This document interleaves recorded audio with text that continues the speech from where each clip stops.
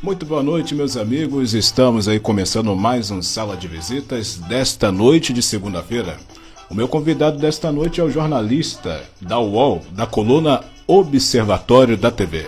Vamos chamar aqui o Paulo Pacheco. É necessário também que você que está aí no YouTube dê o seu like, compartilhe nossa live, divulgue também. Interatividade é fundamental, hein? Para o engajamento. Então se inscreva no canal Thiago Comunicador e dê o seu like. E o nosso convidado já chegou, já está aqui. Eu vou chamar o Paulo agora para a gente trocar uma ideia sobre televisão e a sua carreira no jornalismo. Vamos lá.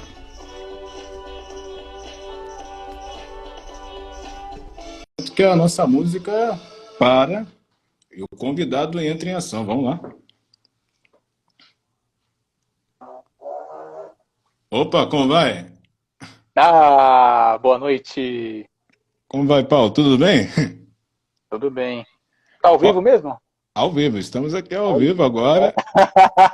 E eu quero fazer aqui as menções aqui, se o som está bom, se a imagem está boa para você também. Tá tudo ok? Seu som tá ótimo, a imagem tá perfeita. A minha imagem não é muito boa, né? Mas tô caprichando um pouquinho.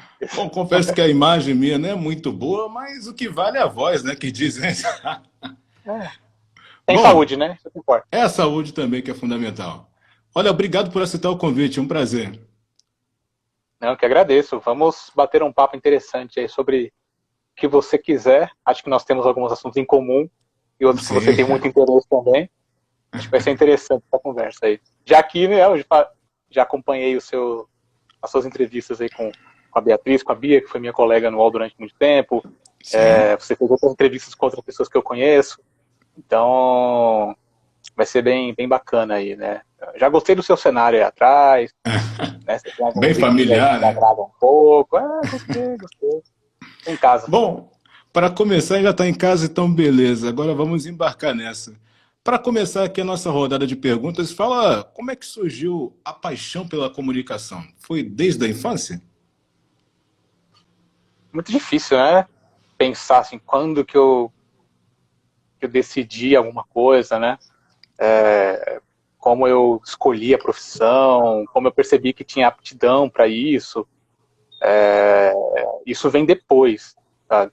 Sim. Depois que eu entrei na profissão e comecei a trabalhar na área, eu pensei, puxa, mas aquilo que aconteceu na minha infância, sabe, tem a ver, né? Eu fiquei pensando muito nisso, assim, né? Então aconteceram algumas coisas na minha vida, né, no decorrer da minha vida, que me levaram para esse caminho de ser comunicador, de ser jornalista, de escrever sobre televisão, que é realmente o que eu gosto de fazer. Né, mas tem algumas coisas que aconteceram, né? Por exemplo, quando eu tinha 5 anos de idade, mais ou menos, 4, 5 anos, meu pai me levou uma estação de rádio.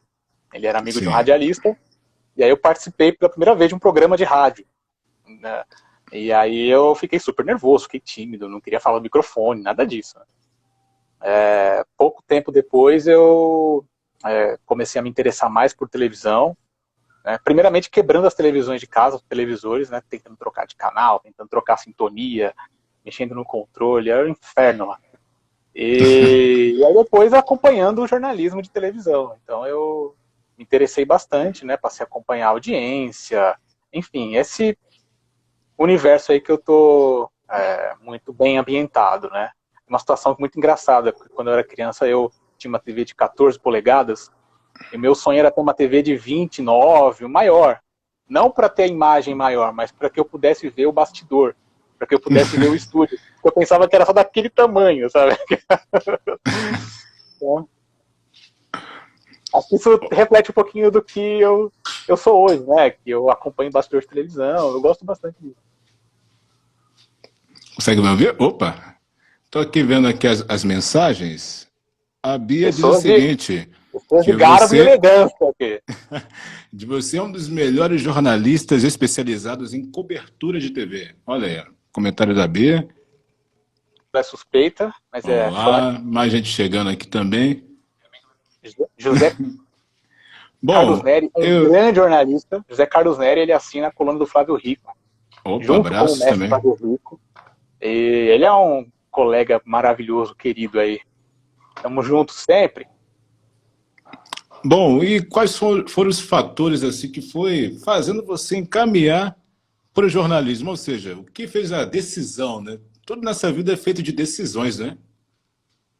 Uma hora tem que decidir, né? Você Sim, vai lá prestar vestibular, tem que escolher uma área, uma carreira. Você não pode escolher, fecha os olhos e escolhe veterinária, sabe? Você pode, se você não tem aptidão para isso, mas eu sempre quis fazer comunicação, de certa forma. Eu pensei pela primeira vez em faculdade, em vestibular, lá pela sétima, oitava série, 13, 14 anos, mais ou menos. Mas na época eu sim. pensava, já gostava muito de televisão, né? Já brincava de fazer grade de programação, olha a brincadeira da criança. Aí eu pensava, o que eu vou fazer? Acho que eu gosto de publicidade, porque eu tinha umas ideias, né? Achava que publicidade era ter ideia e botar no papel.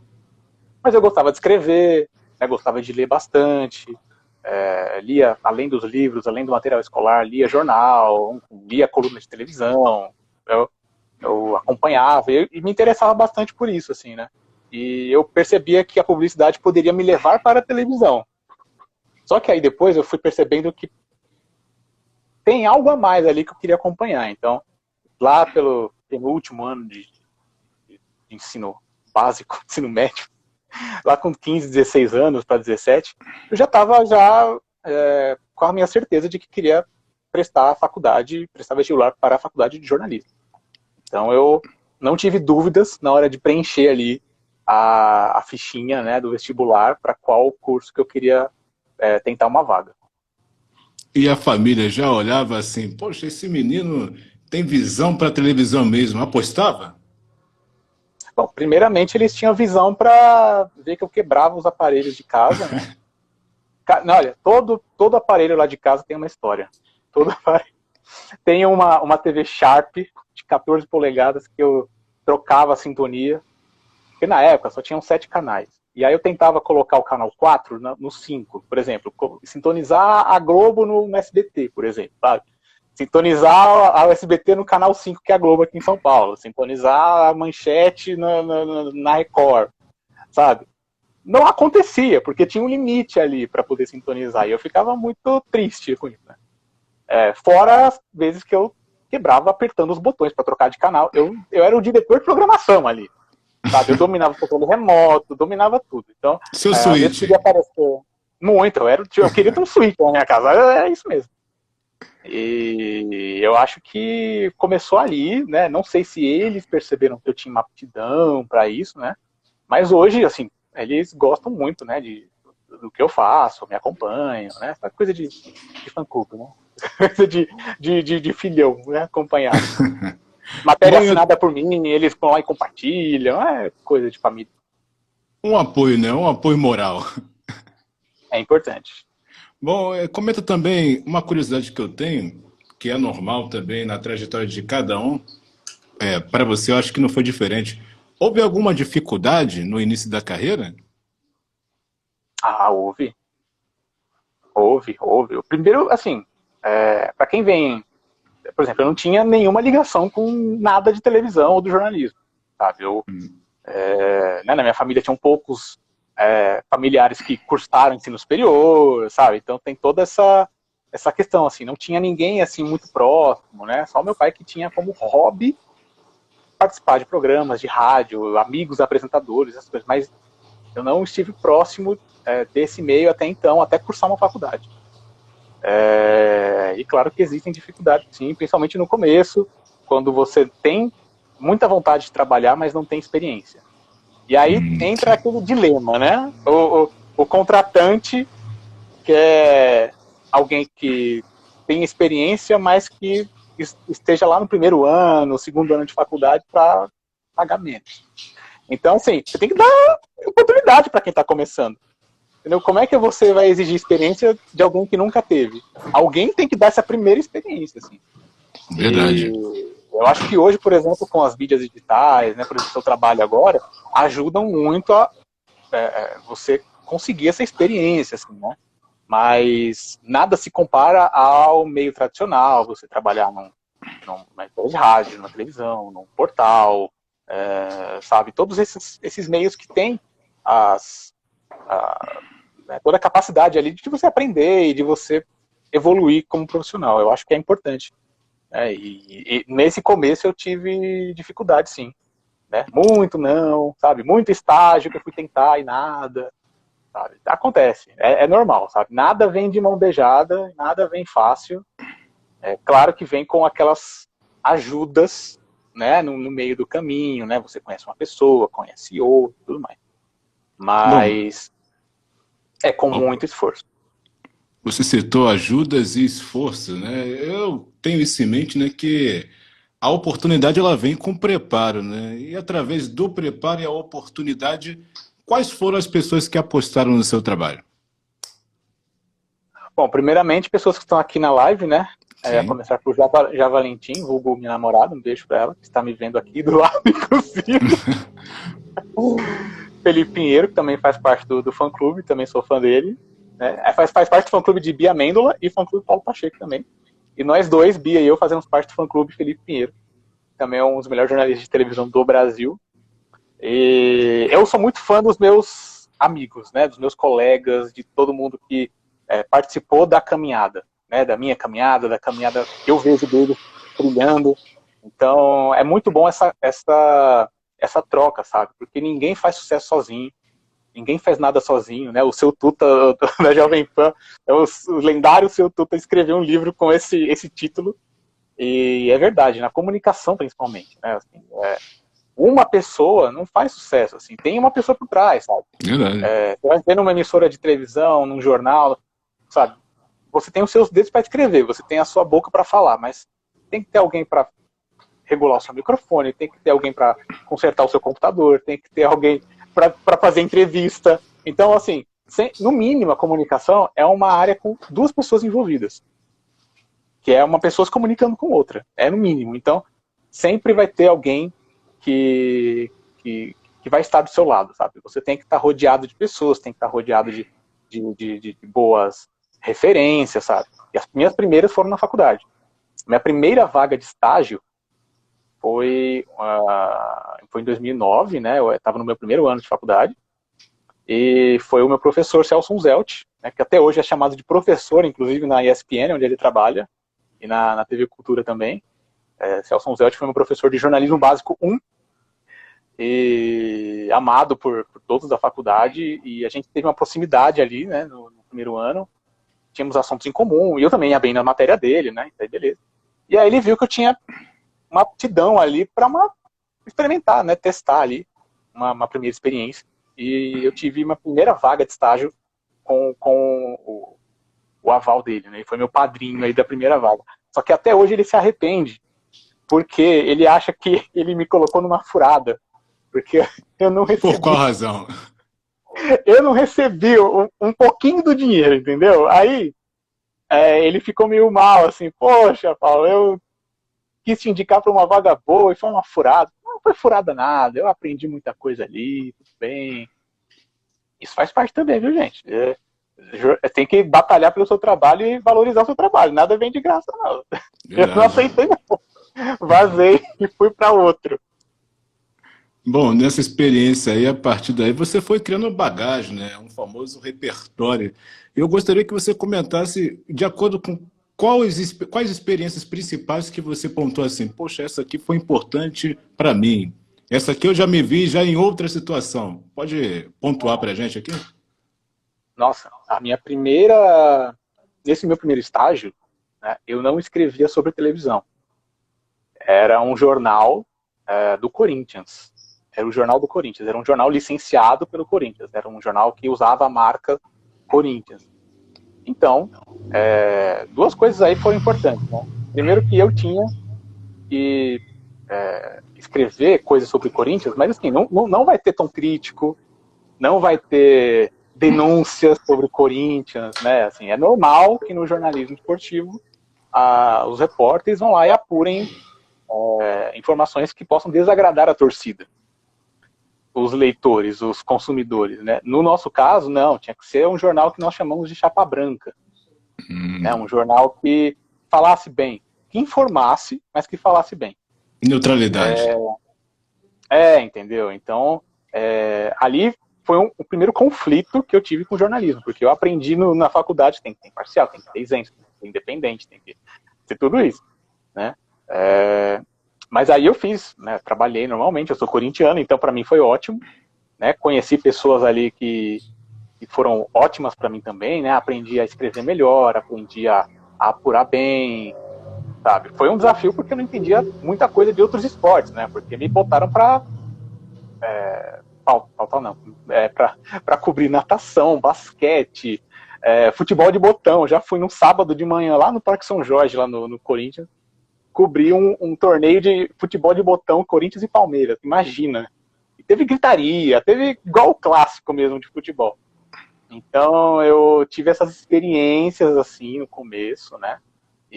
Só que lá ainda eu tinha um gostinho por televisão, né? Inclusive eu recebi um apelido do meu editor, que se chama Anderson Chene, né? Chene, se ele entrar aí na live eu vou mandar um abraço para ele. Um baita de um repórter e apresentador. Ele foi meu editor e ele me apelidou de Nelson Rubens, porque eu falava de televisão todo dia nesse negócio. Então eu era fissurado mesmo por isso. Com certeza se não tivesse dado errado o projeto, né, deu certo por alguns meses, depois deu errado, tudo bem. Mas se continuasse, eu faria com o maior prazer do mundo, porque apesar de não ser especialista em esporte, eu sou especialista em jornalismo, em contar história, em perguntar, né, em ter dúvidas. Sabe? Então isso é o principal do jornalista, você perguntar se você sentir dúvida, sabe? Você tem que aprender a explicar isso para o seu consumidor, para o seu cliente, para o seu leitor, para o seu ouvinte, enfim. Então você tem que estar realmente zerado, assim, né? Bem informado, mas você tem que estar aberto para que outra pessoa fale com você, assim. Esse é o básico da comunicação, na minha opinião. E a primeira experiência, já falando já no âmbito da televisão, qual foi? Olha, eu tive umas experiências falando sobre televisão na própria faculdade. Sim. O primeiro que eu queria fazer a Casper Libero, aqui em São Paulo, que é uma faculdade importante, né? E tem muitos projetos dentro da faculdade que envolvem os alunos e que envolve a própria TV Gazeta, que está no mesmo prédio. Então, eu falei um pouco sobre televisão nos meus trabalhos, sabe? Já tirei 10 do professor Celso Zelt, que eu falei agora, tirei 10 por fazer matérias para a faculdade, para a disciplina dele sobre televisão. Mas a minha primeira... Aí eu trabalhei, né, como voluntário para um programa de televisão na faculdade chamado Edição Extra, que depois eu tive a oportunidade de ser monitor, né, ganhar uma bolsa, né, porque não é fácil e tudo mais. E trabalhar, assim, a questão de entregar a fita para a emissora, sabe? Eu estava ali, eu vi um switcher na minha frente, eu fiquei radiante ali, né? Porque eu gosto de jornalismo, mas eu gosto também de televisão. Então, eu ter unido as duas coisas ali, produzir conteúdo para televisão e falar de televisão, porque era um programa que era voltado para a comunicação. Então, por exemplo, matéria de Chaves, eu já assinei matéria sobre Chaves na televisão. Então, essas coisas foram muito interessantes, assim, que me estimularam a perseguir o meu sonho, que é trabalhar com isso, que é fazer o que eu faço hoje, que é acompanhar a televisão, acompanhar bastidor, escrever sobre isso. Então, eu gosto muito, assim, né?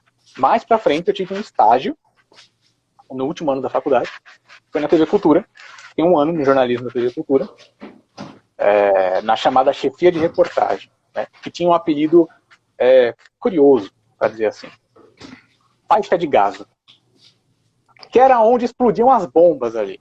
Então, a gente tinha que desbaratar as bombas, a gente tinha que resolver os problemas. Velho. A chefia de reportagem era o núcleo ali em que o pessoal da pauta, o repórter, o editor, o chefe de redação, editor-chefe, apresentador, qualquer pessoa vai lá para tentar resolver. Ó, uma pauta caiu, o entrevistado cancelou, ó, falta uma resposta disso aqui. Você pode ligar lá para pedir um posicionamento sobre essa denúncia? A gente fazia isso. Então isso foi uma experiência assim fundamental também para que eu tivesse uma experiência não só fazendo televisão, mas trabalhando, né, fazendo jornalismo, né, na televisão. É uma coisa que eu ainda, né, não fiz depois, né, fiz mais para frente, mais para a internet, mas foi uma experiência assim que eu adorei, né, e carrego com muito gosto, muito muita satisfação, né, ter feito essas experiências na televisão, assim. Muito bem. Eu gostaria de saber também como é que funciona a questão da pauta, ou seja, a apuração, né? Você vai acompanhando que determinado programa para poder elaborar uma boa coluna. Enfim, a pergunta que eu quero chegar. O que é necessário para formular uma boa coluna voltada para a televisão? Sim. Bom, para começar aqui, assim, eu não tinha sonhado com isso, né? Foi uma questão de unir, né, a oportunidade e a vontade, né? Eu sempre gostei de apurar as minhas histórias, né? Sempre gostei de acompanhar, sempre gostei de ter um olhar assim mais diferenciado, sabe? Fugisse um pouco do comum para algumas pautas. Isso eu já fiz em outros trabalhos meus, né? O meu primeiro trabalho como jornalista de TV, escrevendo sobre televisão, foi em 2013, um ano depois que eu me formei, menos de um ano depois que eu me formei, no site Notícias da TV, de parte da primeira equipe do Notícias da TV, fiquei 2 anos lá, né, ajudei a implantar ali o site, e foi uma experiência, assim, que me treinou bastante para esse tipo de cobertura, né, me treinou bastante, por exemplo, no olhar para as pautas, sabe, fugir do lugar comum, fugir daquilo que é o básico, que é o simples, entende? Assim, é uma questão de curiosidade, assim. Eu já sou curioso. Aí, para ver televisão, sou mais curioso ainda. Então, para usar isso a meu favor como um trabalho, foi maravilhoso, assim, né? De ter ideia, de chamar uma pessoa, chamar um artista para entrevistar, acompanhar um trabalho de alguém, sabe? Por exemplo, Kaique Aguiar, que acabou de entrar na live. Sim, abraços. Né? Já fiz muitas matérias com Kaique Aguiar por causa desse olhar diferenciado, entendeu? Porque Kaique Aguiar não tem só um rostinho bonito e um tanquinho na televisão. Kaique Aguiar, ele tem uma história por trás. E o jornalista, quando ele descobre a história por trás daquilo que parece comum, ele ganha, por exemplo, dias. Ele pode ser, sei lá, o mais lido, o mais visto, enfim. Ele pode ganhar mesmo uma repercussão que sempre vai bem, né?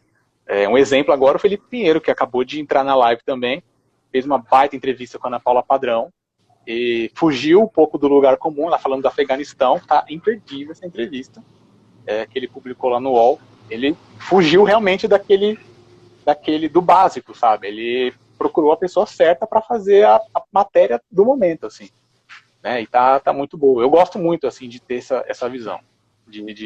E eu acho que a coluna proporciona isso, né? Principalmente uma coluna que eu assino, né? Uma coluna que tem a minha cara, uma coluna que tem os posts que eu gosto de fazer. Então, e lendo bastante, né? Eu já li bastante, li outro canal, do Daniel Castro, li coluna do Flávio Rico, todo dia eu tô lá, meia-noite, atualizando R7 para ler, né? Quando eu tava no UOL também. Então, quando eu tava no UOL, eu conseguia ler antes, viu? Eu conseguia ler. Perdi essa mamata, viu, Zé Carlos? Mas eu gostava muito de ler, acompanhava as colunas. Leio Patrícia Kogut, leio a Dione, enfim, e os colegas, né? Lá no UOL tem o Start, tem o Feltrin, tem muita gente boa trabalhando com televisão que trabalha há muito tempo com isso e me deu também bagagem para eu entender o que é coluna, né? Então é interessante assim fazer as pautas que eu tenho vontade, né? Mas sem deixar aquele olhar de isso aqui vai atrair, isso aqui vai ser interessante, sabe?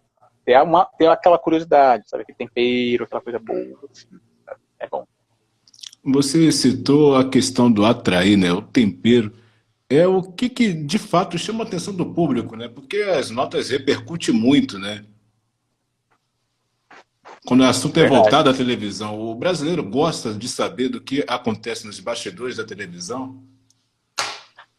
Eu não sei se o Eric Jacan vai entrar nessa live, mas o tempero é fundamental. Se o Eric... Entra aí, Jacan, para falar de tempero. Eu acho fundamental, assim, porque aguça, né? E o jornalismo de televisão, ele tem um diferencial dos outros. E acho que por isso ele é meio que desvalorizado dentro das próprias redações, né? Que consideram um jornalismo menor, mas que dá mais audiência, entendeu? O jornalismo de televisão, de celebridade, de entretenimento, ele leva muita redação nas costas, sabe? Ele dá muita audiência, sabe? Tem dia, por exemplo, sei lá, denúncia do governo, coronavírus, bomba no Afeganistão, Talibã de volta, Biden, Trump e whatever, e afins. E a notícia mais lida tá lá, Silvio Santos com Covid, por exemplo. O Silvio Santos se cura da Covid, ou quando morre um ator, Tarcísio Meira, infelizmente, Paulo José, infelizmente.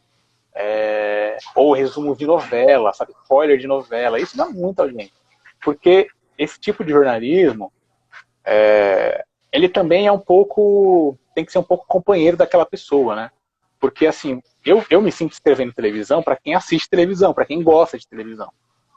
Então, é uma companhia mesmo, sabe? Então, você tem que, além de estar ligado com os assuntos, você tem que tentar uma proximidade com o seu público, né? Porque a televisão é uma coisa assim, que está muito próxima da gente. Né? A gente não está escrevendo sobre política lá em Brasília, que está todo mundo distante, sabe? Não estou escrevendo sobre taxa de juros, inflação, Paulo Guedes, não estou escrevendo sobre Joe Biden, União Europeia, nada disso. Estou escrevendo sobre uma coisa que todo mundo tem em casa, a grande maioria dos brasileiros tem, e que liga a televisão quando acorda, quando vai almoçar, quando vai dormir, enfim. Né? E se não liga a televisão, liga no bendito Instagram, no bendito YouTube, né? Nas plataformas, no streaming, enfim. Tá todo mundo conectado, assim, tá todo mundo ligado. Então é uma coisa assim que tem que prestar muita atenção, sabe? Na forma como você vai comunicar notícias de televisão para um público que é apaixonado. Pode não ser aquele fã, sabe? Igual, né, você falando bem, né? Tipo, fã de Globo, SBTista, fã de Record, essas coisas. Mas falando para aquele público que acompanha o capítulo de Império, sabe? Reprisou, tá vendo de novo. Sabe? Que não perde 1 hora do Faro. Sabe? Que não perde Te Devo Essa, sabe? O programa do Nintendo. Sim. Sabe? Para quem não perde um Masterchef. Então, tem que ter um certo... isso é muito confundido com ser chapa branca, por exemplo, ou não criticar. Mas é totalmente diferente, por exemplo, do que eu fazia lá em 2009, no meu primeiro estágio, que era um jornal tipo, voltado para uma empresa, né, para uma marca, que é o Corinthians. Então é um jornalismo mais... Eu acho que é leve, mas tem assuntos muito pesados também. Mas a forma de dizer, a forma de se comunicar é diferente. Bom, e como é que surgiu o Observatório da TV? Bom, o meu convite, né, o observatório é do glorioso Neuber Fischer. Sim. E um parênteses para mandar um salve para Marreta, meu grande amigo aí, que entrou na live agora, frequentador de estádios de futebol. Conheci ele no estádio do Corinthians e nos tornamos muito amigos. Muito amigos, aliás. O convite para ser colunista veio este ano. Depois de eu ter acumulado algumas passagens por portais, e ele me chamou, né, para ter um espaço, né, porque agora o Observatório está investindo em colunistas, né, em jornalistas que tenham uma certa bagagem para publicar histórias próprias, apurações próprias, né, e ele me convidou, eu pensei um pouco, analisei, né, fiz aquela reflexão dentro de mim e aceitei, né, pensando que não, esse é o momento para poder escrever o que me atrai, escrever o que me dá gosto, sabe, escrever de uma forma que é um pouco livre, né, e desprendida de uma redação, por exemplo, né. Eu não tenho hora para publicar texto, por exemplo. Mas, em compensação, eu publico, né, o que me dá vontade, basicamente. Né? E às vezes me dá muita vontade de trabalhar muito, escrever um texto por hora. Né? E às vezes dá aquela coisa, hoje eu vou tirar uma folga. Acontece. Então, eu com essa oportunidade, né, que o Neuber me deu, me proporcionou, eu consegui um respiro, até nessa pandemia, né, de ter um trabalho um pouco mais tranquilo, que não quer dizer menos trabalhoso, né? Porque estou lá todo dia, enchendo o saco de fonte, ligando para as pessoas, pedindo respostas, enfim, trabalho de jornalista normal. Mas tá muito divertido, tá muito legal, eu tô gostando muito, né? A coluna começou de uma forma, ela já está se encaminhando para uma outra forma, né? Está ganhando corpo, né, digamos assim. E tá muito bom, tá muito bom. Tô perdendo várias perguntas aqui, viu? Bom, aqui tem algumas perguntas aqui, deixa eu ver. Vamos achar aqui. O Felipe Pinheiro ele faz a pergunta: às vezes você tenta se desligar um pouco do Twitter, da TV e do Twitter. Como é que é conciliar a hora do descanso com trabalhar? É muito difícil.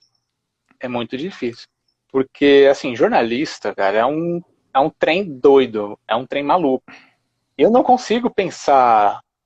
Eu não consigo, por exemplo, ficar sem pensar em uma pauta, sabe? Isso é uma coisa que o meu cérebro já está acostumado, sabe? E às vezes me complica, sabe? Às vezes eu já tive que tirar um descanso, sabe? Ficar longe de Twitter, por exemplo, porque o Twitter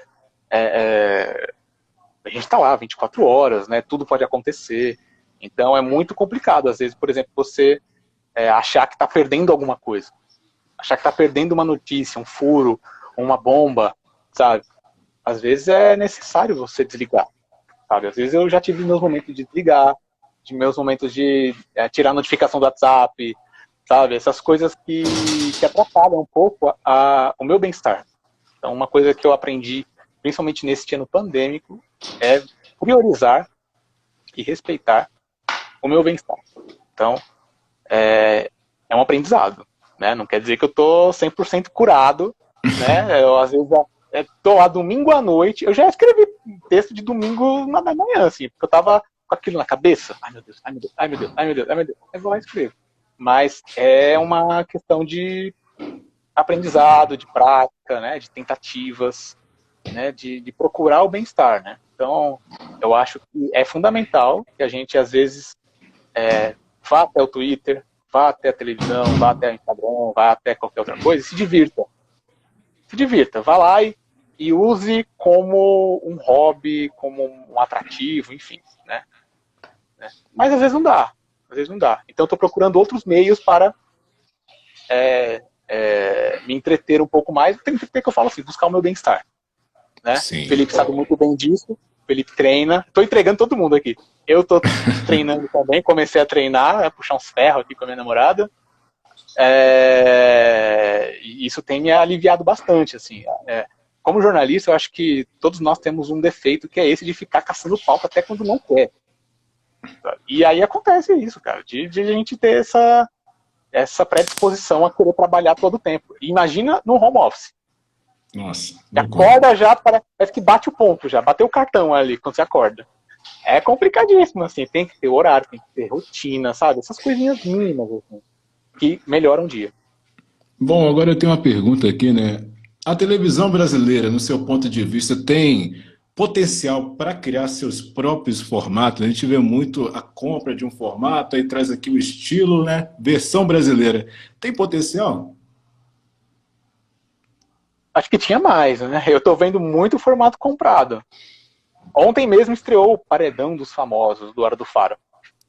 Né? Na verdade, é um programa de 50, 60 anos de idade, que está na televisão brasileira há muito tempo, só que na Globo, né? Ficou um tempão fora do ar, né? Mas teve programas aí desde 1966, por exemplo, e teve programas nos anos 70, anos 80, foi pro Faustão, sabe? Aí depois ficou um tempo fora, e aí a Record comprou pro Hora do Faro. É um formato gringo, por exemplo. Agora tem outros formatos, Masterchef é um formato gringo, né? O Big Brother é um formato gringo, por que não? E Sim. tem muita... mas assim, é uma tendência. Né? Depois que começaram a bombar os reality shows, por exemplo, No Limite é um formato gringo. Depois que começou a bombar No Limite, Big Brother e tudo mais, as emissoras estão cada vez mais reféns assim, dos formatos internacionais. Né?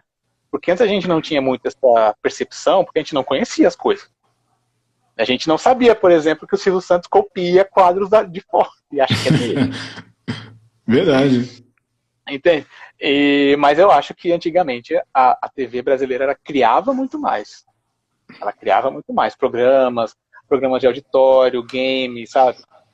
Eu acho que é um formato muito bom, assim, aquele que a gente liga a TV e esquece do mundo, é o Passo Repasso, que é brasileiro, se não me engano.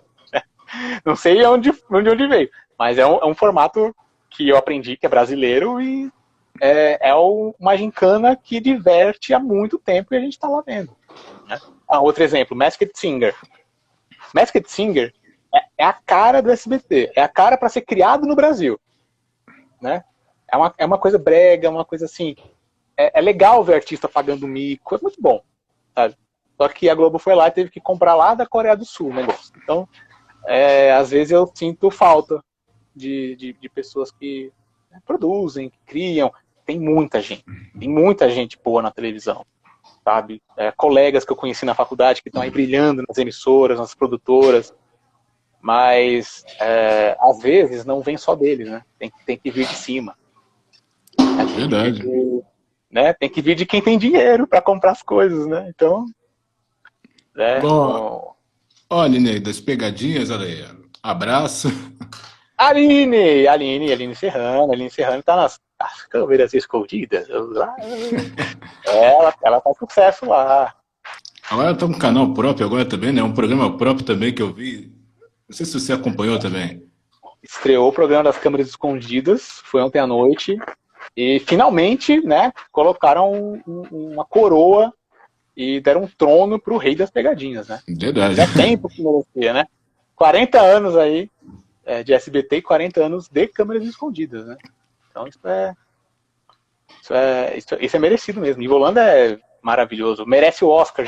Já disse Silvio Santos uma vez que ele merece o Oscar.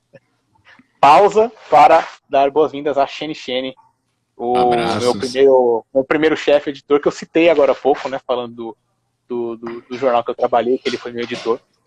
E Xene, falei que você me chamava de Nelson Rubens, tá? Só pra... A gente falava de futebol o dia inteiro, mas eu colocava ali um assunto de televisão, então... Porque na época também, não sei se você acompanhou, mas estava uma rixa de SBT e Record. Sim. Foi no ano que o Gugu foi pra Record, o Silvio Santos contra-atacou, trouxe Cabrini, Eliana, Thiago Santiago, depois trouxe o Justus. Roberto Justus. Nossa, pra quem gosta de televisão, de cobrir bastidor, de acompanhar bastidor, foi assim, o pessoal ficou, meu Deus, eu não tô acompanhando mais, não consigo mais acompanhar nada. É muita coisa acontecendo ao mesmo tempo. Então, era muito divertido. E era uma época também que as filhas do Silvio Santos estavam no Twitter, sabe? Estavam discutindo programação no Twitter. Olha a ideia das filhas do Silvio Santos, compartilhar coisa no Twitter. Assim. E eram uns tempos bons, assim, que eu pirava naquele Twitter, conversando, assim. E tava muito empolgado, né? Por isso que eu falava muito de televisão naquela época. Isso ajudou muito eu decidir mesmo. Não, eu quero escrever sobre televisão. Muito bom. Agora tem uma pergunta aqui, a gente está falando sobre programas de auditório, mencionamos aqui até as pegadinhas. Programa de auditório vai continuar sendo uma tendência no futuro? A gente vê que parece que o público não tem meio que paciência, né? Há quadros longos ali, horas e horas, né? Eu gosto de programa de auditório, mas eu gosto de programa de auditório que o auditório participa. Não gosto de programa de auditório que ele tá lá só para bater palma. E acho isso ruim, assim, sabe? Ter o auditório como figuração só. Acho que é porque a gente está muito acostumado a ver um apresentador que, em vez de apresentar o programa no palco, apresenta de costas, de frente para o palco e de costas para a plateia, né? Junto da plateia, que é o Silvio Santos. Ele é o único que faz isso. Né? Então, assim, a gente está acostumado a ver o cenário do Silvio ser as colegas de trabalho, sabe? Ele virar e chamar qualquer uma ali. Então, é muito bom ter essa interação, né? Essa participação. Porque, às vezes, eu vejo, assim, um programa que tem auditório, mas fica lá 4 horas numa mesma coisa, sabe? Aí não tem graça, sabe? Não tem aquela coisa, não prende, sabe? Pode até prender a atenção para ver o desfecho daquela história. Aí, beleza. Mas chega uma hora que cansa. Chega uma hora que puxa e fica assim, meu Deus, isso não vai acabar nunca isso aqui. Sabe? Tem que ter diversidade de quadro, tem que ter atração musical, tem que ter coisa ao vivo, tem que ter, sabe? Tem que ter uma costura ali, tem que costurar atrações para aprender mesmo, sabe? Porque, como eu falo, tem muito produtor bom, tem muito redator bom, tem muita gente boa nos bastidores da televisão. Mas, às vezes, né, o pessoal, não, mas a gente foi líder, a gente foi vice-líder, a gente foi tal, a gente ganhou de tal, a gente fez pico de tanto, e vamos manter. E aí o pessoal fica muito refém da audiência e dá nisso. Então, assim, tem que fugir um pouco do óbvio, sabe? Eu acho que tem programas de televisão que se tornaram inesquecíveis quando fugiram do óbvio, não fazendo o que sempre fez, sabe? A gente não vai lembrar, por exemplo, de programa que fica a mesma coisa, de mesma ladainha, de 4 horas de história. E quando é história de que chora, pior ainda, né? Então, aí fica lá, fica lá, fica lá. Sabe? Mas tem programa que a gente lembra até hoje, porque, nossa senhora, aquele programa... Então, sabe? Às vezes eu sinto falta de uma bagunça. O programa de auditório, pra mim, é muita bagunça. Dá pra organizar a bagunça. Sabe? Dá pra você fazer um domingo legal, bem feito, da época do Gugu. Sabe, que tinha game, eles e elas ali, tipo, artista pagando o mico também, pegando na cobra, na barata, né, tentando, como é que chama lá, tem a banheiro também, mas a bexiga, você tem que sentar na outra pessoa, sabe, quem faz muito isso hoje é o Ratinho, o programa do Ratinho também tem bastante disso. Uma coisa que é triste é a pandemia, não tem auditório, né, nem pode ter, viu, nem pode ser, se quer colocar auditório aí, esqueçam, vai demorar mesmo. Mas é perigoso. Mas o auditório é fundamental para a televisão. Assim, eu cresci gostando de televisão, cresci aprendendo a gostar de televisão vendo o auditório. Bom, você citou aqui o auditório, né? Também foi um grande problema também para o SBT, né? Ainda mais nessa fase de pandemia, né? Que dizem que foi a rede de televisão mais afetada, né? Porque é o DNA do canal, o auditório. Eu concordo. Sabe? Sinto falta, por exemplo, de uma gritaria no passo-repassa ali, todo mundo... É muito bom isso, sabe? Imagina, por exemplo, até na Globo, um The Voice, um Masked Singer com plateia cheia. Imagina como seria aquele estúdio, sabe? Quando tira a fantasia da pessoa, sabe? Vai baixo, sabe? Então, realmente falta isso, né? Inclusive o Silvio Santos, eu acredito, né, voltando para o SBT, ele nunca ia voltar para o programa dele sem auditório. Ele só voltou quando tivesse a consciência de que ele poderia ter pelo menos 1/3 de público ali. Porque como é que ele fala? Quem é que eu vou chamar? Aí não tem ninguém, sabe? É muito difícil. Monitor ali, né? Parece que ele não, parece que ele fica sem um órgão dele, sabe? É um órgão vital para o Silvio Santos o auditório, né? E consequentemente para o Rock, né? Que ele coordena o auditório. Então eles ficaram ali isoladinhos, tudo mais, beleza. Assim, tem que estudar muito bem os protocolos, sabe? Tem que ser muito cauteloso para voltar, sabe? É muito importante que tenha auditório, mas vai chegar a hora de ter todo mundo, sabe? Eu acredito nisso. Bom, a gente está aqui nessa linha do auditório. Eu acho que você está gostando também, assim como eu. Assim eu penso, né? E rever as reprises, né? Tanta animação, tanta bagunça. Isso que era televisão, né? Gosto muito. Olha, é a melhor coisa que aconteceu na televisão.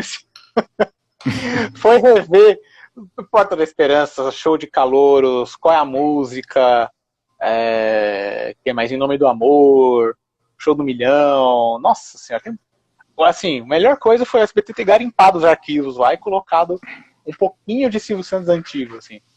Eu não gosto, assim, é inevitável ter esse saudosismo, né? Mas não é bom, porque tem que valorizar o novo, os tempos mudam, toda essa conversa. Mas é bom relembrar. Eu gosto muito de ver, nossa, como era naquela época, né? E assim, como eu falei, eu aprendi a gostar de televisão vendo isso, sabe? Minha primeira memória televisiva foi o saudoso Clube da Criança na Manchete, com plateia. Apresentado pela Mila Christie, aliás. Eu tive a oportunidade de falar para ela: Mila Christie, minha primeira memória televisiva é vendo você no Clube da Criança. Nossa, não sei o que. Eu lembro do Silvio Santos ensinar a música Ritmo de Festa para as colegas de trabalho com a Dália. A Dália, que você passa, tem um cavaleiro lá, ele colocou no palco e falou: ó, gente, aqui é Ritmo de Festa, e elas lendo. Tipo, era muito mágico isso, sabe? Então, eu gosto dessa. Pra mim, o auditório é a alma da televisão. Você pode inventar reality, pode inventar aumentar jornalismo, aumentar esporte, que é fundamental, tipo, dramaturgia, pode, sempre. Mas assim, tem que ter auditório, sabe? Auditório, esse formato, programa de auditório, é uma coisa que o streaming não vai ter, que nenhuma outra plataforma vai ter, sabe? Não vai ter a mesma magia, não vai ter a mesma graça. Então acho que vai permanecer, sabe? Uma das coisas que vão diferenciar a televisão dos outros meios, das outras plataformas. Acho que o auditório não vai permitir que a TV, por exemplo, sei lá, morra, acabe com o streaming. Não vai ter isso. Eu acho que desejo que o auditório continue por muito tempo. Bom, e você citou a questão, né, das reprises que a gente está comentando. Eu acho bacana Sim. que isso reforça um pouco a imagem, né, do que o Silvio Santos também fez para a televisão. Isso também tem um lado positivo também, né? É uma aula de TV. Sentia falta disso. Eu sentia falta, eu vou só um parênteses aqui, minha irmã entrou na live, tá? Um beijo pra ela. Um abraço. Tá? Mas se quiser sair também, fica à vontade, porque você tem coisa pra fazer que eu sei. Então, não, fica aí. Eu sentia falta de ver o Silvio Santos no ar sem aquela pulga atrás da orelha, sabe? Eu tenho visto o Silvio Santos nos últimos anos com aquela coisa de, meu Deus, o que ele vai falar agora? Sim. Sabe? Qual famoso sem polêmica que ele vai filtro. iniciar? Meu Deus, isso é pra quê? Aí fica pra quê? Ele falou isso, não, meu Deus, aí fica aquela coisa, meu Deus, eu gostava do Silvio tanto. Aí vem os programas dos anos 90, até dos anos 80, que eu não era nascido, mas enfim, dos anos 90, começo dos anos 2000, e vi o Silvio Santos lá tudo alegre, sabe, cantando, até pulando em cima de jegue, né, ou fazendo umas perguntas muito cabulosas lá no show de calouros também, caindo no tanque d'água, sabe? Coisas que, assim, pela idade, não vai ter mais. Isso aí tudo bem, né? Mas eu sentia falta de ver, assim, o Silvio Santos 100% entretenimento ali, sabe? Ficar ali, nossa, que engraçado, que divertido. Né? Eu rachei vendo o Show do Milhão semana passada, sabe? Show do Milhão com artistas, né? Com celebridades, né? Da Casa dos Artistas. Foi um show de entretenimento ali, sabe? Vitor Belfort não sabia que sol era uma palavra monossílaba. Ele falou, quantas sílabas? O sol é uma palavra monossílaba, dissílaba, trissílaba ou polissílaba. Ele obviamente pensou, sol, S-O-L, trissílaba. Perdeu. E o Silvio ainda aloprou ele, né? Falou, quem mandou você fugir da escola? O cara fala isso com um convidado. Eu rachei, cara. Esse Silvio Santos, com esse Silvio eu aprendi a gostar de televisão, sabe? Acho que você, como fã dele também, gostou de rever esses momentos, assim, né? De ver, nossa, o Silvio teve um momento, assim, muito de glória, assim, na nossa geração. E o curioso é as perguntas, né? Que a maioria não concluiu a faculdade, né? A única foi a Cíntia Benedito. É sensacional. Agora a gente está aqui na era, o streaming, né? É a bola da vez. Isso vai virar tendência? Uma forte tendência para o futuro? Vai. Mesmo que não seja aqui um substituto de algo, tem muita gente que falava, a TV foi lançada em 1950, mas o rádio, gente, vai acabar com o rádio. Tá aí. O streaming pode acabar, por exemplo, com a locadora, sabe? Essas coisas. Uhum. Mas com a televisão não vai acabar. E as emissoras estão vendo que é um baita de um negócio você investir em streaming. Você investir em atrações exclusivas para aquilo. Porque é um faturamento ali para a emissora, sabe? Você fazer pacotes, vende pacote com vários canais, vende pacote com esporte, sabe? A Globo tá muito bem nisso, assim. Acho que faltam as outras emissoras também investirem nisso. Mas como a Globo é a maior produtora de conteúdo audiovisual do Brasil, né, e da América do Sul também, então é natural que a Globo tenha conteúdo para fazer um streaming de qualidade. Então eu acho que é tendência mesmo. Assim. A tendência é você ter mais diversidade ali, né? E escolha. Sabe? Eu acho que o streaming não vai matar, por exemplo, com aquele nosso prazer, que é comentar um capítulo de novela sendo exibido ao mesmo tempo para todo mundo, que é na televisão. Né? Porque verdade. quando você está no streaming, você pode ver tipo, a série inteira, você comenta com outro amigo que viu a série inteira, que viu metade, e vai nisso, entendeu? E vai gerando essa repercussão. Agora, aquele prazer de você estar tipo, numa mesma sala que 1 milhão de pessoas, que é o Twitter, por exemplo, e comentar as cenas, isso é uma coisa que isso não vai perder, eu acho. Então, acho que as empresas estão aprendendo a lidar bem com esse negócio e eu acho que vai ser mais tendência ainda, né? O que a Netflix fez nessa década vai servir de inspiração para muitas outras, né? Só ver a Disney, a Turner, todo mundo aí tá correndo atrás do, entre aspas, prejuízo, que foi, assim, formar as suas próprias plataformas de streaming, né? E nosso bolso que lute para pagar. Enfim, a luta pela fatia do bolo, né? Pois é. Bom, e a pergunta que eu tenho aqui, ainda não é momento para isso, né? Eventos, né? Mas quais foram os eventos que você frequentou que você acha assim, poxa, isso aqui foi um marco? Uhum. Nossa, jornalista, ele frequenta muito o quê? Coletiva de imprensa, né, set visit, que é quando você vai visitar uma filmagem, né? A própria Bia falou na última live que ela, né, visitou várias vezes as sets de filmagem de séries da Netflix, ela viajou muito. Então a gente tinha esse costume, né? Eu tinha muito costume de ir para coletiva de imprensa, sabe? Vestir uma camisa. Tá? Faz quanto tempo que eu não visto uma camisa? Por sua culpa, eu estou com uma camisa neste momento. Mas eu fazia tempo, assim. Eu fui a uma coletiva. Não, eu fiz 3 ou 4 coletivas, ou mais até. Mais, 6, 7. Virtuais. Eu nunca tinha feito isso. Então eu tive que me acostumar, tive que né, preparar minha conexão, preparar minhas coisas para poder fazer direitinho. Então, não, foram mais, uma dúzia mais ou menos. Mas eu fui a pauta externa, né? O pessoal fala, né, pauta fora. Uma externa com máscara, com tudo, né? Com pouca gente, né? E só por isso que eu saí, porque eu tenho me cuidado bastante, assim, não tenho saído para fazer pauta, né? É porque as TVs também estão abolindo isso, só vão voltar com todo mundo vacinado, todo mundo testado, enfim, quando tiver realmente segurança, não tiver essa transmissão doida de coronavírus por aí. Mas dá uma adaptação interessante, né? O legal do pessoal do presencial é que você pode chamar a pessoa num canto, né? Fazer aquela perguntinha, guardar para você, para publicar depois, né? Coisa assim, normal. O jornalista vai lá, puxa o artista para um canto, né? Ou puxa, por exemplo, o diretor de um programa para um canto e pergunta algumas coisas que só você vai ter. Normal. Isso falta. Isso falta na coletiva virtual. É impossível fazer isso. Mas, assim, muitas coisas me marcaram nessa trajetória, assim, né? Por exemplo, a primeira vez que eu fui, primeira e única, né? Saudades. Eu fui nos Estúdios Globo, né? No saudoso Projac, agora Estúdios Globo, que uma vez o UOL fez um intercâmbio de jornalistas, né? Jornalistas que trabalham na redação do Rio vieram para São Paulo, jornalistas que trabalham em São Paulo foram para o Rio, e eu fui para o Rio, passei uma semana lá, e aí tinha a abertura de gravação da novela Rock Story, era 2016. E, meu Deus, né? Nunca tinha pisado na Globo, né? Nunca tinha. E aí eu fui lá, tipo, acompanhei, vi 5 minutos da cena da novela. Só que assim, pra mim foi maravilhoso você estar num lugar onde as coisas são feitas, né? Primeiro que você percebe que televisão é uma mentira, né? Que aquele estúdio gigante que aparece no seu aparelho é tudo falso, é uma coisa ridícula, sabe? É estranho.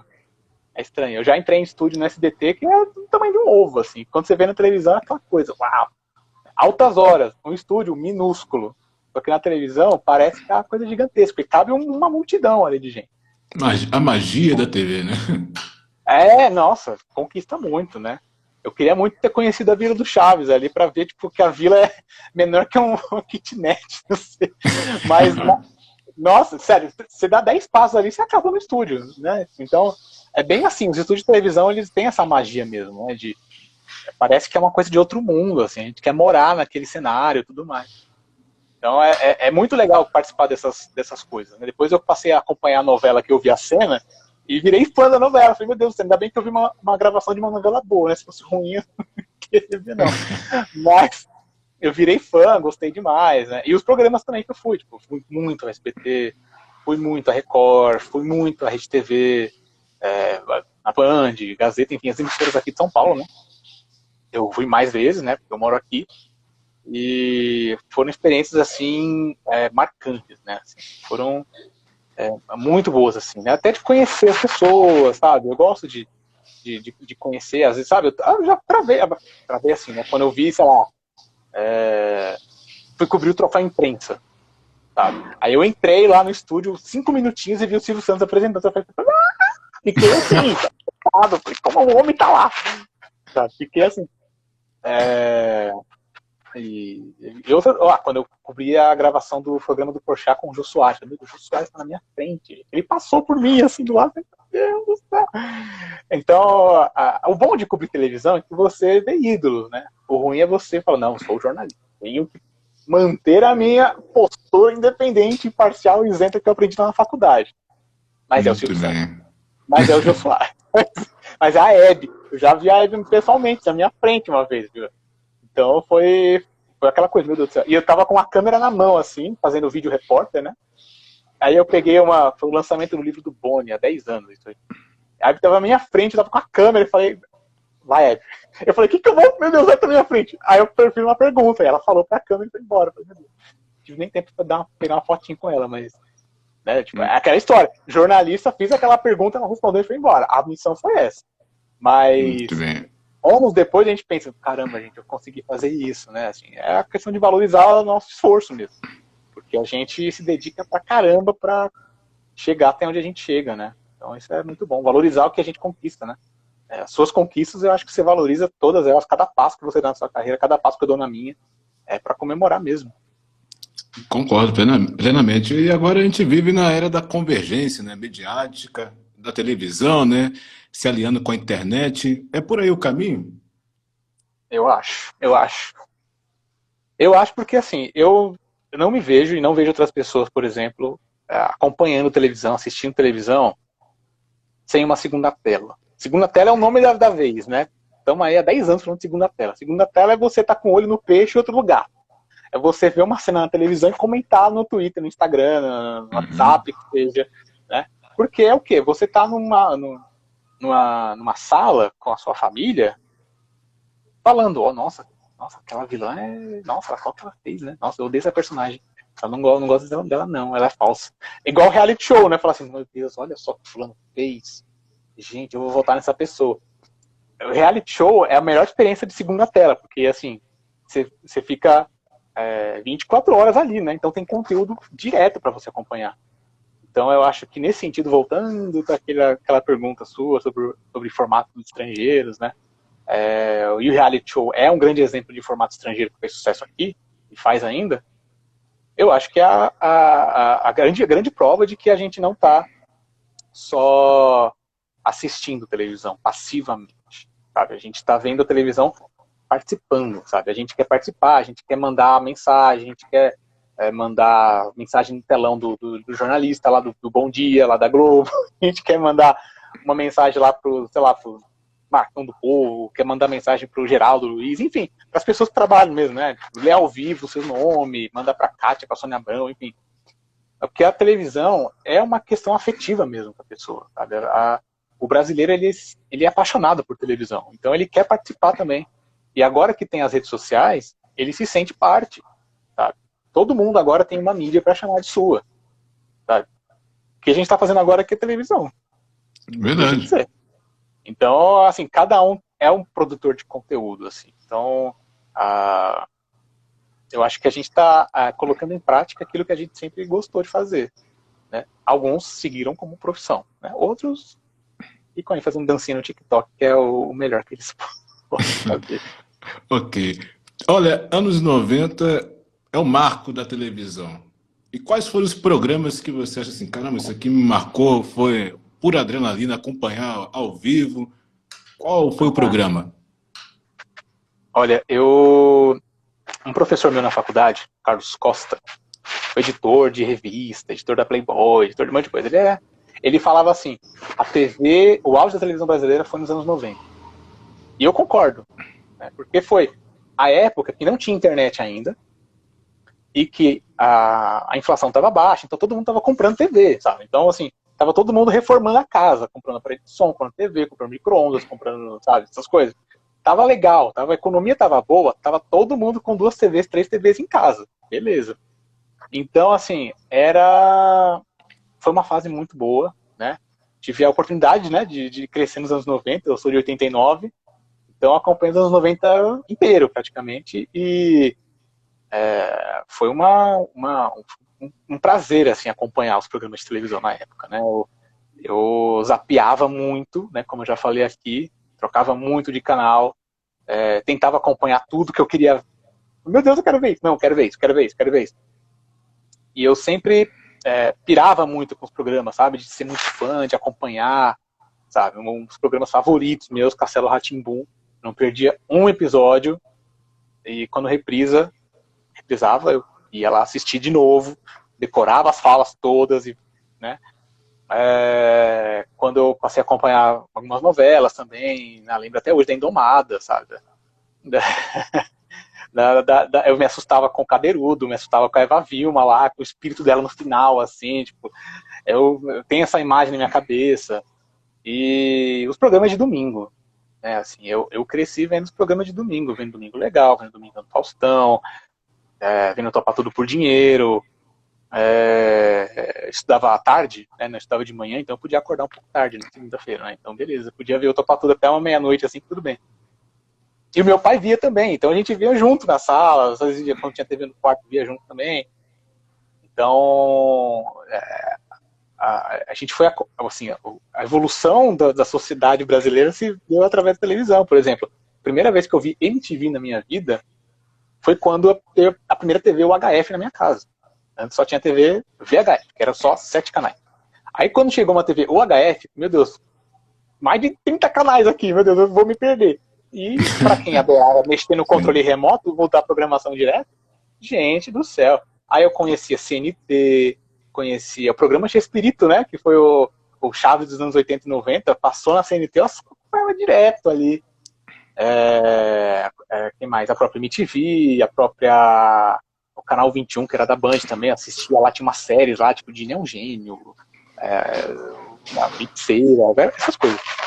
E via muito, assim, eu via televisão de manhã, via televisão à noite quando eu chegava, novela, minha novela favorita na época, né, Chiquititas, dos anos 90, muito, né, via muitos programas de domingo, né, a briga ferrenha de Gugu e Faustão, acompanhei bastante ali, mas eu acompanhava como uma pessoa normal, sabe, eu não tinha ainda esse olhar de jornalista, de amante, por exemplo, de programação. Isso eu fui ter depois, na pré-adolescência.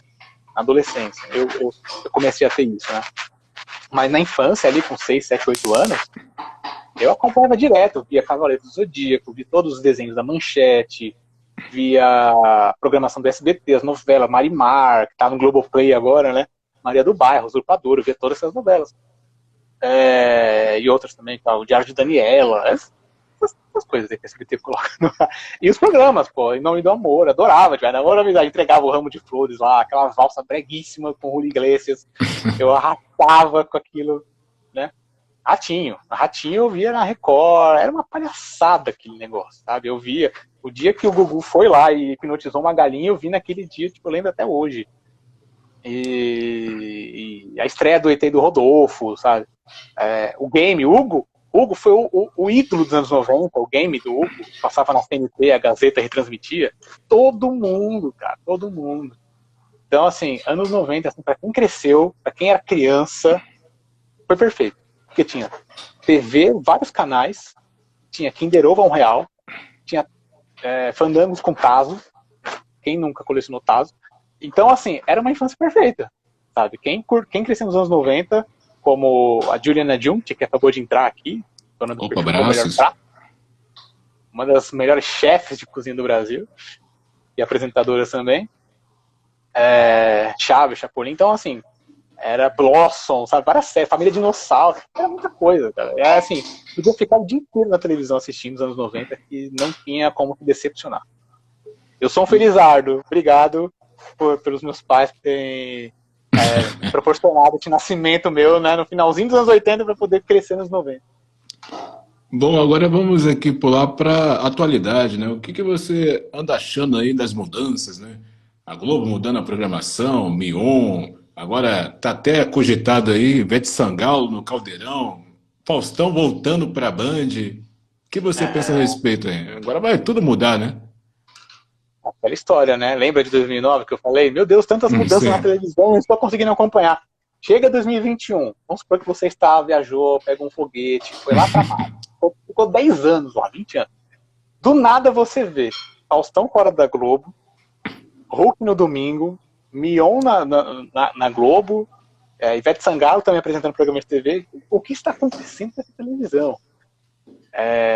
Bom, eu adoro acompanhar bastidor de televisão. Tô adorando essas mudanças. Estou muito curioso para saber como vai ser o programa do Faustão. Né? Eu acho que já é um pouco também um tom de despedida dele. Porque, embora ele ame o que ele faz, ele tem seus problemas de saúde. Não precisa mais de tanto dinheiro assim, porque o Faustão, né, tem um pouquinho assim, tatalho. Ele tá voltando para o lugar onde ele fez muito sucesso. Né? Ele estava na Band antes de ir para Globo lá em 88, 89. Então, assim, tem tudo para ser um programa assim muito interessante de ver, sabe? Eu quero muito ver. Quero muito saber como vai ser o Faustão na Band. Porque, assim, antes o Faustão estava muito calcado ali nos convidados da Globo, nas atrações da Globo, no padrão da Globo. Demorou muito pro Faustão fincar o seu espaço ali e falar, não, agora eu sou o dono dos domingos. Antes do dono do domingo era o Silvio Santos, depois foi o Gugu. O Faustão demorou muito tempo para ser o rei do domingo mesmo. Assim, a maior audiência do domingo é dele. Então, para ele voltar para a Band e fazer um programa que não é de domingo, né, vai ser de segunda a sexta, se não me engano, todo dia, enfim, vai ser interessante. Vai ser interessante. Eu quero muito ver como é que ele vai lidar com essa nova experiência, nova velha experiência, né, que ele já tinha essa experiência antes. Globo. O Hulk no domingo, para mim, é uma incógnita. Eu não sei o que vai acontecer com o Hulk. O que eu acho que vai ser, né, inclusive, eu acho que eu vou escrever isso um dia, é que domingo vai ser o dia mais triste da televisão brasileira, cara. Eu não aguento mais ver choro no domingo. Aí lá vai o Hulk consertando o carro, lá vai a Eliana fazendo um reencontro de alguém, lá vai o Faro perguntando como é que tá a audiência, enfim. Tem um monte de coisa. Enfim, o Hulk, se ele levasse o Caldeirão pro domingo, não vai ser aquela coisa, sabe? Porque pra mim, pela chamada, não sei se viu a chamada, mas a única coisa nova que vai ter, nova no programa do Hulk, que ele nunca apresentou na vida, vai ser o Show dos Famosos, que já tava lá. Entendeu? O resto vai ter tudo que ele tinha. Quem quer ser o milionário, vai ter o Lata Velha visitando o passado, todos esses quadros dele aí. Então, assim, vai ser uma experiência que eu quero muito acompanhar, pra ver se vai calar minha boca ou não. Cale minha boca, Hulk. Quero dar risada com o seu programa, por favor. Enfim, Mion no sábado. Com a Mion no sábado. Sou muito fã de Marcos Mion. Acho que o Marcos Mion, ele é referência pra minha geração, né? É quem era criança, pré-adolescente, adolescente, nos anos 2000, pegou 2000, 2001, sempre assistiu Piores Clipes do Mundo, na MTV, e no dia seguinte comentava na escola. Era, assim, padrão. Então, quando ele foi pra Band, o público migrou pra Band, né? Tentou fazer o sucesso dele, mas não deu certo. Depois voltou pra MTV, o público acompanhou ele na MTV, ali ele se formou como apresentador mesmo, sabe, de auditório, ele apresentou vários programas da Cover Nation, quinta categoria, então ele interagia muito com o público ali. Foi pra Record fazer o projeto dele, beleza, se consolidou lá. E aí ele chega na Globo depois de quantos anos? Mais de 20 anos aí, né, que ele fez Sandy Júnior em 99, ele volta, mano, como artista, como contratado como uma estrela, sabe? Ele volta pela porta da frente com o tapete vermelho, sabe? Então eu acho que tá sendo muito melhor pro Mion do que pra própria Globo. Porque a Globo, na verdade, tá puxando o Mion do Multishow pra tapar o buraco do sábado. Só que o Mion é safo. O Mion, ele vai aproveitar essa chance como se fosse o último prato de comida dele. Então ele vai apresentar o melhor programa da vida dele de setembro até dezembro. Depois, cara, ele vai fazer tanto sucesso. Eu confio muito no Mion. Eu confio muito. Eu acho que o sábado tá precisando de alguém alegre como ele ali. Eu acho que ele vai dar certo e não vai demorar para voltar pra Globo. Ele pode ir lá no Multishow, fazer os reality shows dele, apresentar os festivais, né? Rock in Rio, Lollapalooza, tudo que vai voltar depois da pandemia. Mas o lugar dele é na Globo. Vamos aguardar, né? Enfim, já é uma animação, né? Um rosto novo no sábado, né? que eu, assim, não quero ser preconceituoso aqui, eu não vejo ainda graça no Luciano Huck. Para mim, ele só tem bons formatos, né? Então falta É, alguém que dá o up, né? A vantagem dele é que ele tem bons formatos na mão, né? Eu não sei se você é pensa isso. dessa forma. Eu sempre Os tive dois, essa os dois formatos impressão. que ele tem. Tem ou não tem, que é o Family Feud, que o Silvio Santos apresentou em 2005. Uhum. E tem o Quem Quer Ser o Milionário, que o Silvio Santos deu aquela tongada lá em 99 e fez o jogo do milhão, que virou o show do milhão depois. Então a gente tá. Ele pegou dois formatos que estão na nossa mente com o Silvio Santos. Então, assim, são formatos muito bons, mas que aqui no Brasil ganharam a cara do apresentador. E o apresentador é maior que o produto. E o Luciano Huck ainda não tem isso. Eu acho que falta isso para ele. O apresentador ser maior do que o produto. Porque tudo que o Silvio Santos apresenta, é o Silvio Santos, sabe? A própria Eliana tem um pouquinho disso, o Ratinho tem isso, sei lá, o Raul Gil, enfim, apresentadores que já estão há muito tempo. Mas o Hulk ainda não tem, entendeu? Acho que acho que a sua opinião tem a ver com a minha. Né? Falta, assim, pra gente parar e falar assim, não, vamos ver Luciano Huck. Eu não tenho isso ainda, acho que você também não tem, né? Não. Não, a gente vê, tem ou não tem? A gente vê, The Wall, a gente vai ver Visitando o Passado, a gente vai ver o Lata Velha, a gente vai ver o Quem Quer Ser o Milionário. A gente vai ver isso. A gente não vai ver, tipo, o Hulk, sabe? O desempenho do Hulk ali no negócio. Sabe? Às vezes, quando o Hulk vai aparecer mais no formato do que a gente gostaria, a gente pega um bode, a gente fica assim, Hulk, baixa um pouco a sua bola, sabe? A gente quer ver aquilo, a gente quer ver as pessoas, a gente quer ver isso, a gente não quer ver você muito. Então, assim, falta um pouco, sabe? Mas eu tenho muito respeito pelo Luciano Huck, pelo amor de Deus, né? Vai Não, é um nome, eu não posso negar, é um grande televisão. nome. Mas eu não posso negar também essa imagem que eu tenho, essa impressão. Poxa, só vejo o É, Hulk apresentando ali um formato. Não é igual, por exemplo, Portiolli. Ele faz muito bem o papel dele. É igual, tem a questão do novo formato que agora vai ser o Show do Milhão. Eu acredito que ele vai fazer o estilo dele, fugindo é, daquela visão que era o Silvio Santos, dos jargões, as perguntas. Então eu creio no taco do cara. O cara tem potencial para isso. Mas o Hulk sempre olhei nessa coisa, tipo, eu só vou fazer algo que já está ali me deram na mão, né? Enfim, é uma visão eu que acho eu também. tenho. Eu acho também, eu acho. Acho que o domingo vai ser um grande teste para ele. Tem duas coisas aí. Eu acho que o Faustão era um desses, né? Porque o Show dos Famosos, formato comprado. Dança dos Famosos, formato comprado. O Faustão era um programa recheado de formatos. Mas a gente via o Faustão. A gente queria ver o É. Faustão apresentando. Tanto é que a Super Dança perdeu um pouco a graça agora, porque tem aí o ótimo Thiago Leifert apresentando, mas que era a cara do Faustão aquilo. Show dos Famosos com o Hulk vai ser uma incógnita. Porque o Faustão é que dava o tempero ali. Né? A gente já está acostumado a ver o programa do Gugu ali, ó. O Gugu vai fazer tal coisa. O Silvio Santos vai fazer tal coisa, o Portiolli vai fazer tal coisa, o Ratinho vai fazer tal coisa. E falta isso pro Hulk. Mas eu, ao mesmo tempo, polêmica. Não acho que vai ter um outro apresentador capaz de apresentar algum programa de domingo agora que não seja o Hulk na Globo. Eu não vejo uma outra pessoa na Globo capaz de substituir o Faustão, né, comandar o domingo ali, do que o Hulk. Porque ele é o que está, talvez, um que está há mais tempo, o que tem uma audiência já consolidada no sábado, o que tem um público fiel, enfim, e um cara que tem uma presença muito marcante nas redes sociais, enfim, nos núcleos ali da sociedade, sabe? Então eu não vejo. Aí é uma questão pessoal minha, né? E nossa, né? De que a gente não vê aquela coisa no Hulk. Mas eu acho, ao mesmo tempo, que a Globo acertou, já que a Globo quis manter esse jeito, né? Colocar um programa de auditório naquele horário e tudo mais. Então, que seja o Hulk, sabe? Eu não vejo, por exemplo, André Marques, Márcio Garcia, o próprio Marcos Mion neste momento. Quem mais? Thiago Leifert, Fernando Gentil, Fátima Bernardes, enfim, Ana Maria Braga, não sei, os apresentadores que a Globo tem agora. Não vejo outro a não ser ele. Né? Mas aí é muito mais. Vai muito mais contra a própria Globo do que, né? O Hulk não tem culpa de nada, é a Globo que decidiu. Uma visão assim de nome, de peso, né? Uma marca, né, no caso. Então é. Vamos... E tem uma coisa, eu acho que a Sim. Globo também tá mudando isso. Domingão, com o Hulk, conversa com o Bial, encontro com Fátima, quando ela não sai de férias. Então, eu acho que a Globo tá muito mais, assim, tirando o peso do apresentador, sabe?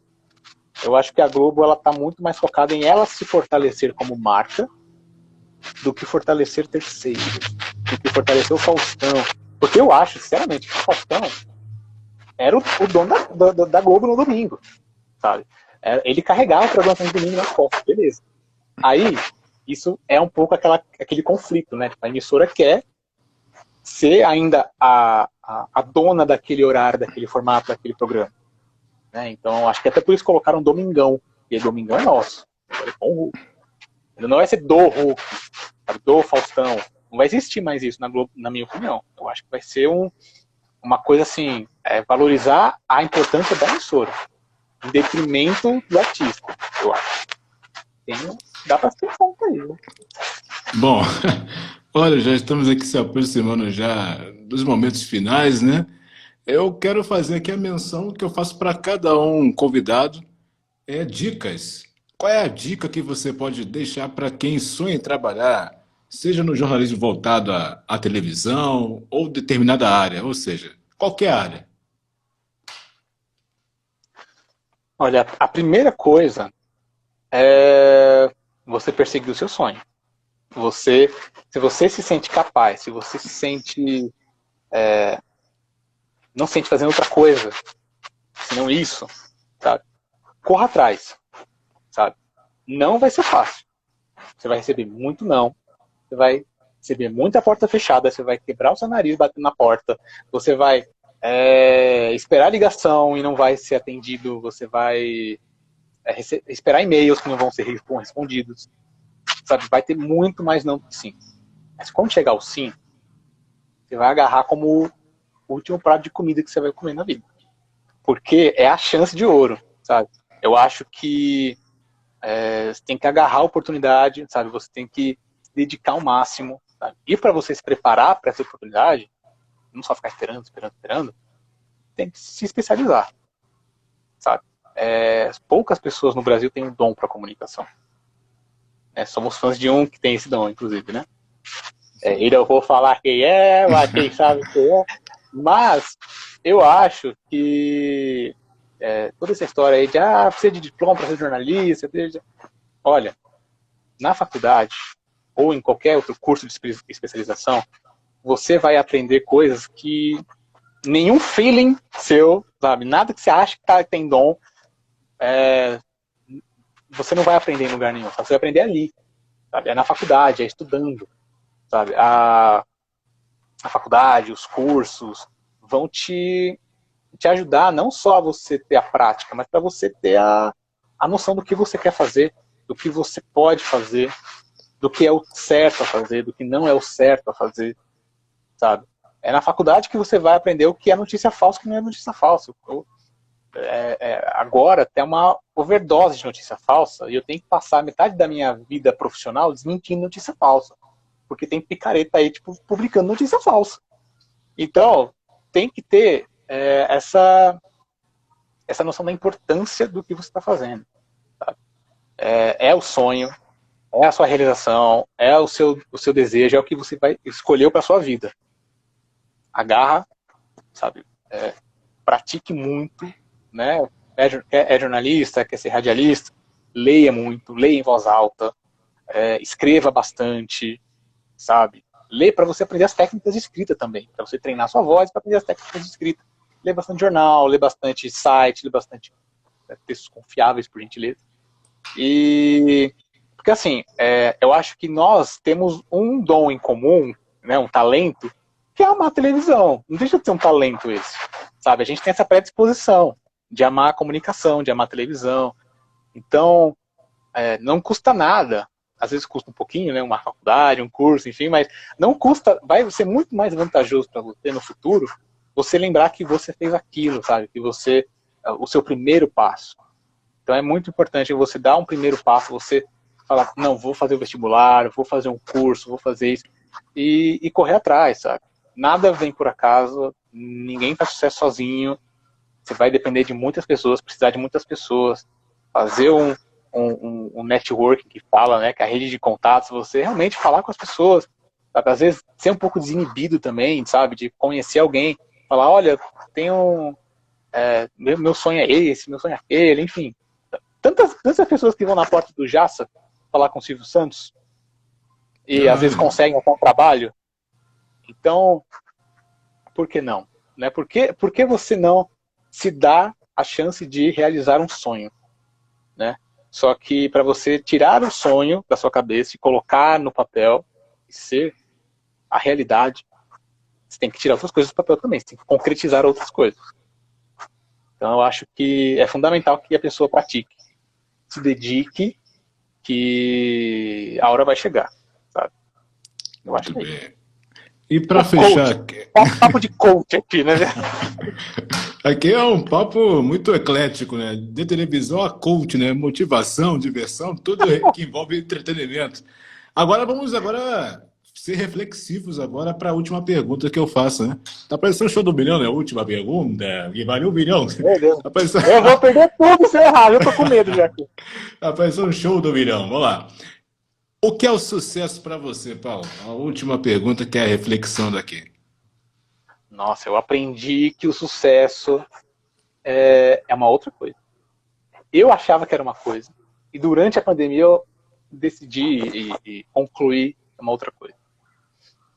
Antes, sucesso para mim era você ser realmente uma pessoa conhecida, uma pessoa famosa, uma pessoa que chama atenção, sabe? Uma pessoa que as pessoas param para ver o que você fala, sabe? Assim, eu achava que o sucesso era isso, essas conquistas externas, as conquistas, né, pro público. Depois da pandemia, durante, aliás, né, nós estamos na pandemia, use máscara, toma vacina, pelo amor de Deus. Eu percebi que o sucesso é o que está dentro da gente, é o que nos faz bem, porque não vale a pena você sacrificar o seu sucesso interior em detrimento de um sucesso exterior, de um aparente sucesso exterior. Às vezes você pode você pode estar assim no auge do seu trabalho, sabe? Vamos supor que eu esteja num site, sou o mais lido a semana inteira, todo mundo me lê, mas eu tô mal por dentro, sabe? Eu tô triste, tô angustiado, sabe? Não tô feliz. Chega uma hora que a corda arrebenta. E antes de arrebentar, é bom você procurar o que está dentro de você, o que te faz bem, para que você tente reverter um pouco essa situação. Eu acho que o sucesso, atualmente, é o que faz bem para você por dentro. É o que te dá bem-estar, é o que te dá ânimo, fôlego e energia para você obter o seu sucesso exterior. O sucesso exterior não vem antes do interior. Você tem que estar bem dentro para você fazer o bem fora. Eu vou fazer uma palestra depois disso. Eu não acredito que eu estou falando isso. Muito bom, concordo plenamente. E assim, Irmãos de fé! Olha, concordo plenamente com o que você disse, né? A questão do interior para o exterior, né? Contato que vem lá de dentro para fora, né? No caso. Bom, eu só quero aqui agradecer pela sua participação, né? Foi maravilhoso. A gente vê que a gente rende muito assunto, né? Então foi muito bom tê-lo aqui nessa noite de segunda-feira e desejar sucesso para você, Paulo. Muito obrigado. Sucesso para você também, Thiago. Parabéns pelo trabalho, pelo que você faz aqui na internet. Vai ter um futuro brilhante aí pela frente. Torço muito por você, já ganhou um fã. E espero que esse papo tenha aí capítulo 2, capítulo 3, enfim. Sempre que você se sentir à vontade, quiser me chamar, estou aqui à disposição. E vamos nessa, tá? Muita confiança, muita energia, e a gente vai conseguir atingir os nossos objetivos. Bom, e temos algo também em comum, né? Você citou. O Chaves aqui, né? A paixão pela televisão. É claro, Sim. O lado SBTista também, né? Eu confesso que era muito assíduo, né? Mas ainda continua na memória do meu coração. E um detalhe que você citou, Cara, eu tinha uma mania igual você. Televisão ligada, hein? Justamente em 2009. Eu via o Gugu 8 horas, aí ligava na outra televisão, tava lá o Silvio Santos, eu ficava acompanhando. Também tinha essa coisa, essa loucura, né? E também acompanhei Ibope também. Nossa, era uma loucura. Eu Muito. acompanhava. Gugu ganhou na estreia. Gugu foi perdendo. Eu acompanhava tudo isso aí. Temos algo em comum, Muito. sim. Nossa, quando passava, 1 minuto na frente, o Twitter ia abaixo. Era uma festa, era uma festa. Ali, desde que veio o golpe minuto a minuto, lá nos anos 90, né, que provocou essa guerra de televisão toda, né, os diretores na televisão ficaram alucinados e nós temos aí 210, 220 milhões de diretores de programação no Brasil, que se tivesse um aparelhinho para ver o Ibope, ia toda hora mudar. Ia ser uma brincadeira. É uma diversão total, assim. Tem muita gente que enlouquece, né? Porque quem faz TV é maluco. Gostar de TV é coisa de louco, mas é uma loucura tão boa que eu não quero perder essa loucura nunca mais. Eu quero continuar vivendo essa loucura. Bom, Paulo, obrigado pela sua participação e foi um bate-papo muito rico, né? Eu adoro falar sobre TV. E isso vai render muito mais ainda. A gente vai passar das 11 aqui, né? Mas agradeço, hein? Eu que agradeço, eu que agradeço. Sucesso aí. Quando eu estiver nas outras plataformas, aí eu divulgo também. Ok. E sucesso aí na sua trajetória. Vamos caminhando passo a passo, você vai longe. Obrigado. Valeu, pessoal.